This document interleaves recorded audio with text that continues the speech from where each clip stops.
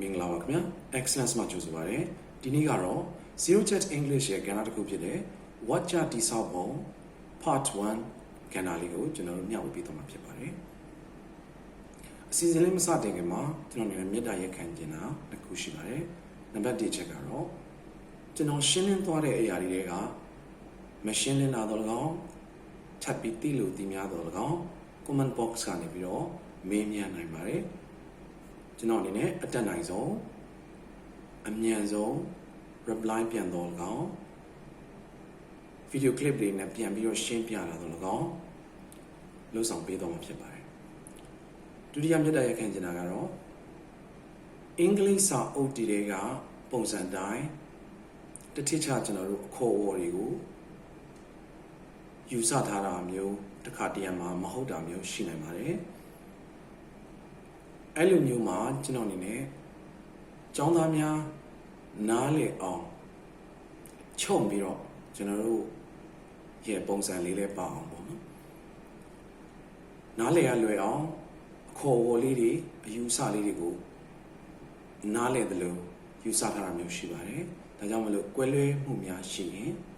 မေတ္တာရက်ခံကြပါတယ်သို့တော့တခုပြောချင်တာကတော့ကျွန်တော်အနေနဲ့အခေါ်အဝေါ်လေးတွေဟာ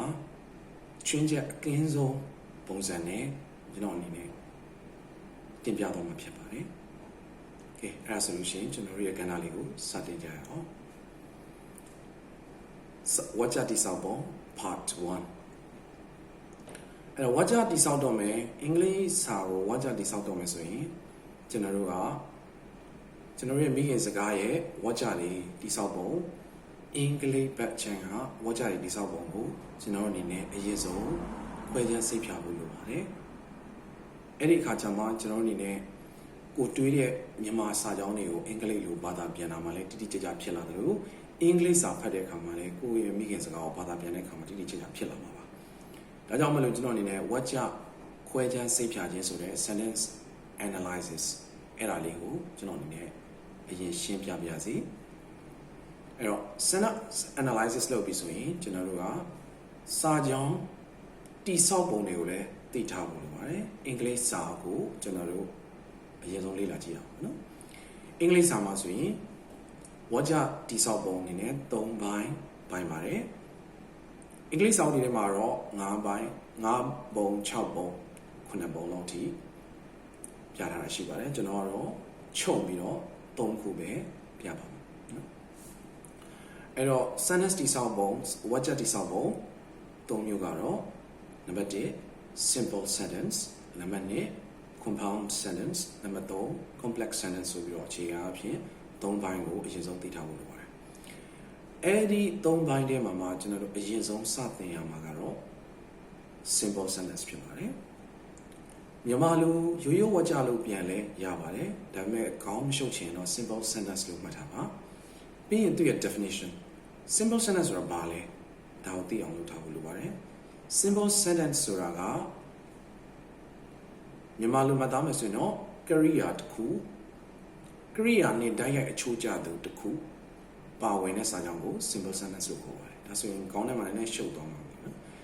တချို့သောငယ်ငယ်လေးကအခြေခံတွေပါတယ်သင်ပူတဲ့သူတွေဆိုရင် verb တစ်လုံး subject တစ်လုံးပါဝင်သောစာကြောင်းကို simple sentence လို့ခေါ်ပါတယ်အဲ့တော့မြန်မာလိုပဲမှတ်ချင်တော့ခုနပုံစံမျိုးပဲကရိယာပုတ်ပြီးတော့ကရိယာနဲ့တိုက်ရိုက်အချိုးကျတော့နာမ်စားပုတ်အဲ့ပုတ်ကလေးတစ်ခုစီပါဝင်ရင် simple sentence လို့ခေါ်လို့ရပါပြီအခြားသောပုတ်တွေလည်းပါဝင်ကောင်းပါဝင်နိုင်ပါလိမ့်မယ်အနည်းဆုံးတော့အဲ့နှစ်ခုပါဝင်ရမှာပေါ့နော်ဒါပေမဲ့ချွင်းချက်အနေနဲ့တစ်ခုပြောချင်တာကတော့အမိန့်ပေးတောင်းပန်နေမှာကရိယာနဲ့တိုက်ရိုက်အချိုးကျတဲ့သူ subject မပါဝင်တာမျိုးရှိနိုင်ပါတယ်ဒါပေမဲ့အဲ့ဒီစာကြောင်းကိုလည်းကရိယာတစ်လုံးနဲ့ပါတယ်ဆိုရင် simple sentence လို့ခေါ်လို့ရပါတယ်ဒါတော့ချွင်းချက်အနေနဲ့ပေါ့နော်ဒါဆိုရင်ကျွန်တော်တို့ simple sentence ဆိုတာဘာလဲဆိုတာသိသွားပြီပေါ့နော်အဲ့တော့ simple sentence တကြောင်းမှာဒါဆိုရင် subject တွေ verb တွေအပြင်ဘာတွေပါဝင်သေးလဲဆိုတာကိုကျွန်တော်တို့ဆက်လက်ပြီးရှင်းပြသွားမှာဖြစ်ပါတယ်simple sentence တကြောင်းမှာဆိုရင် ပါဝင်တဲ့စကားလုံးတွေစကားစုတွေရှိပါတယ်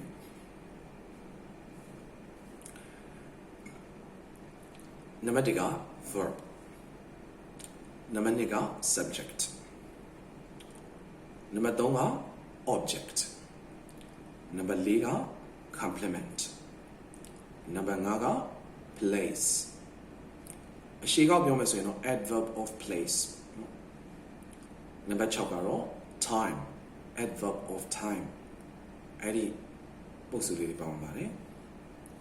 အင်္ဂလိပ်လိုမှတ်သားသင်ပါတယ်ကျွန်တော်အနေနဲ့ဒီဗီဒီယိုမှာအပေါ်က box လေးထဲမှာ demonstrate လုပ်ပေးထားပါမယ်အဲ့ဒါကိုကြည့်ပြီးတော့မှတ်သားလို့ရပါတယ်မြန်မာလိုမှတ်သားခြင်းတော့ verb ကရိယာသို့မဟုတ်အကြောင်းအရာနံပါတ်2က subject ကျောင်းမှာသင်တာတော့ကျွန်တော်တို့ငယ်ငယ်တုန်းကသင်ခဲ့ရတာတော့ပြုလုပ်သူအနေနဲ့သင်ပါတယ်ဒါပေမဲ့ပြုလုပ်သူဟာချွင်းချက်ပေါင်းများစွာရှိတဲ့အတွက်ကြောင့်ကျွန်တော်ပြုလုပ်သူလို့မှတ်ပဲနဲ့ subject ကိုချွင်းချက်မဲ့ဆိုတာမှတ်ချင်တော့ကရိယာသို့မဟုတ်အကြောင်းအရာနဲ့ဓာတ်ရိုက်အချိုးကျသောနာမ်နံစာရှုပ်သွားမယ်ဆိုရင် verb နဲ့ဓာတ်ရိုက်အချိုးကျသောနာမ်နံစာဒီလိုမှတ်လို့ရပါတယ်အဲ့တော့ subject လို့ခေါ်ပါတယ်ဒါဆိုရင်အရင်တော့ရှိခဲ့တဲ့ပြုလုပ်သူဆိုတော့ခေါင်းထဲကထုတ်ပြဖို့လို့လိုပါတယ်ပြီး object ဆိုတာလည်းအရင်တော့ဆိုရင်ကျွန်တော်ကြောင်းမှာခံရသူအနေနဲ့သင်ပါတယ်သူလည်းချွင်းချက်တွေရှိတဲ့အတွက်ကြောင့်မလို့ကျွန်တော်အနေနဲ့ object ဆိုတာ subject ဤစန့်ကျင်ဘက်နာမ်နံစာ subject ကလည်းနာမ်နံစာတွေဖြစ်တဲ့အတွက်ကြောင့် object ကလည်းနာမ်နံစာတွေဖြစ်ပါတယ်နောက်တစ်ခု complement ဆိုတာကတော့ subject ရဲ့အဖြစ်ပုတ်ဖြစ်ပါတယ်အဖြစ်ပုတ်ဆိုတဲ့အတွက်ကြောင့်မလို့ပုတ်ဆိုတာစကားလုံးအဲ့စကားလုံးတွေစကားစုတွေကဘာတွေလဲဆိုရင် noun ဖြစ်နိုင်တယ် noun ဆိုနာမ်စာနောက်တစ်ခု adjective ကတော့ကျွန်တော်မြန်မာစာမှာနာမဝိသေသနာလို့ပြန်ပါတယ်ဒါပေမဲ့ထပ်တူကြီးတော့မတူပါဘူးအဲ့တော့အင်္ဂလိပ်လိုလေးတွေမှတ်တာပိုကောင်းပါတယ် noun pronoun adjective place time etc အဲ့ဒါမျိုးလေးတွေက complement ဖြစ်ပါတယ်အဲ့တော့ခေါင်းထဲမှာ complement ကိုရှုံနေတယ်ဆိုရင်ခေါင်းထဲခဏဖယ်ထုတ်ထားလို့ရပါတယ်အခုနားလည်ရပါသည် verb နံပါတ်2က subject နံပါတ်3က object အဲ့လောက်ထိရရင်ရပါပြီနောက်တစ်ခုက place နေရာပြဖို့နောက်တစ်ခုက time အချိန်ပြဖို့ကျွန်တော်တို့ဒီနေရာတစ်နေရာကိုပြောလိုက်လို့တော့နေရာပြဖို့မဖြစ်ပါဘူးကျွန်တော်မြန်မာစာမှာဆိုရင်နေရာပြဖို့ဖြစ်ဖို့အချိန်ပြဖို့ဖြစ်ဖို့ဆိုရင်အနည်းဆုံးတော့ night မှာတွင်ဝယ်ကဆိုတဲ့ပုံစံလေးတွေအချိန်တွေသို့မဟုတ်နေရာတွေရဲ့နောက်မှာ we back ဆိုတဲ့ night မှာတွင်ဝယ်ကအနည်းဆုံးပါရပါတယ်ဥပမာအဖြစ်နေရာပြဖို့တစ်ခုဆိုလို့ရှိရင်ဒီလို့ပဲပြောလို့မရအောင်ဒီမှာဒါမှမဟုတ်ဒီတို့ဒီကိုနော်အဲ့တော့ဒီ၌ဒီနေရာ၌အဲ့လိုမျိုးဖြစ်ပါတယ်ဒီနေရာလို့ပြောလိုက်တိုင်းနေရာပြဖို့မဖြစ်ပါဘူးဒါတစ်ချက်မှတ်ထားဖို့လိုပါတယ်ဒီနေရာမှာဒီနေရာတွင်ဒီနေရာဝဲဒီနေရာ၌ဒီနေရာတို့ဒါမျိုးလေးပါဝင်ရမှာဖြစ်ပါတယ်အချိန်ပြဖို့လည်းအတိုင်းပါပဲအနည်းဆုံးနိုင်မှာတွင်က12နာရီလို့ပြောလိုက်တိုင်းအချိန်ပြပုံမဖြစ်ပါဘူး12နာရီဆိုတော့အချိန်ကိုပြတာတော့နာမ်ပုဒ်တာလေးဖြစ်ပါတယ်ဒါကြောင့်မလို့12နာရီတွင်12နာရီက12နာရီဝဲ12နာရီမှာဒါမျိုးလေးအနည်းဆုံးပါပါတယ်ဒါဆိုရင်တခြားသောပါတာရောရှိပါတယ်မတိုင်မီတို့ပြီးနောက်တို့ဒါမျိုးလေးတွေပါဝင်မှသာလျှင်အချိန်ပြပုံနဲ့နေရာပြပုံတွေဖြစ်ပါတယ်ဒါဆိုရင်ကျွန်တော်တို့ဒီစာကြောင်းတစ်ကြောင်းဒီ simple sentence မှာပြပြစုံစုံပါဝင်မဲ့ဟာလေးရှိပါတယ်နောက်တစ်ခုက phrase လေးနဲ့ဆိုရင် manner ကိုပြတဲ့ phrase မျိုးလေးတွေဥပမာအဖြစ်ရတော့သိခဲ့မယ် by car by train by plane ဒါမျိုး on foot ဒါမျိုးလေးတွေပါတာမျိုးလဲ simple sentence မှာရှိနေပါတယ်တခြားသော adverbial phrase တွေလည်းပါဝင်နိုင်ပါတယ်အဲ့တော့ကျွန်တော်တို့အနေနဲ့ဘာကနေစရမလဲဆိုရင်အရင်ဆုံးနားလည်အောင်ပါ simple sentence တကြောင်ငါစပြီးတော့ဘာမှမသိသေးဘူးဘာဒီ6မျိုးရဲ့ဘယ်ဟာကိုအရင်ဆုံးနားလည်အောင်လဲဆိုရင် verb နဲ့ subject ပါကျွန်တော်တို့ကျောင်းတွေမှာသင်တာကတော့ subject verb ဆိုပြီးတော့ subject ကနေဆက်စပြောတယ်အဲ့တော့ကျောင်းသားတွေအနေနဲ့တခုပြဿနာတက်တာက subject ဆိုတာကိုပြုလုပ်သူအနေနဲ့ခြင်ထားတယ်ပြီးရင် verb ဆိုတာလည်းပြုလုပ်သူနဲ့ရေးတယ်ဆိုရင်တော့အဆင်ပြေပါလိမ့်မယ်ဒါပေမဲ့အင်္ဂလိပ်စာမှာပြုလုပ်သူအပြင်ခံရသည်လို့လည်းရေးတဲ့အတွက်ကြောင့်ခံရသူနဲ့တွဲရေးတာမျိုးရှိရင်အများကြီးပြဿနာရှိနိုင်တယ်နော်ဒါကြောင့်ကျွန်တော်တို့အနေနဲ့ verb subject ဆိုပြန်ခေါ်ပါနော် verb ကိုအရင်ခေါ်ပါ1စံနှုန်းကြောင်းရဲ့အသက်ဟာ verb စာကြောင်းကြောင်းလို့ခေါ်ဆိုရတာဒီ verb ကြောင့်ခေါ်ဆိုတာဖြစ်ပါတယ် verb မပါဘဲနဲ့စာကြောင်းကြောင်းဖြစ်เสียကြောင်းမရှိပါဘူးဒါကြောင့် verb ကိုအရင်ဆုံးခေါင်းနေရာမှာထားပြီးတော့နောက်နံပါတ်2အရေးကြီးဆုံးကတော့ subject ပေါ့နော်အဲ့တော့ verb subject အဲ့ဒါကိုနားလည်ထားဖို့ပါတယ်အဲ့လိုပြန်ပြောပါမယ် verb ကအကြောင်းအရာ subject ကအကြောင်းအရာနဲ့တိုက်ရိုက်အကျိုးကြတယ်တကယ်လို့ verb ကိုကရိယာအနေနဲ့မှတ်ရင် verb ကရိယာ subject ကရိယာ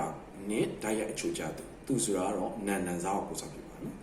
ကရိယာကိုတိုက်ရိုက်အချိုးကျစေတဲ့နာမ်စားဖြစ်ပါတယ်အဲ့နှစ်ခုကိုတေချာလေးမှတ်ထား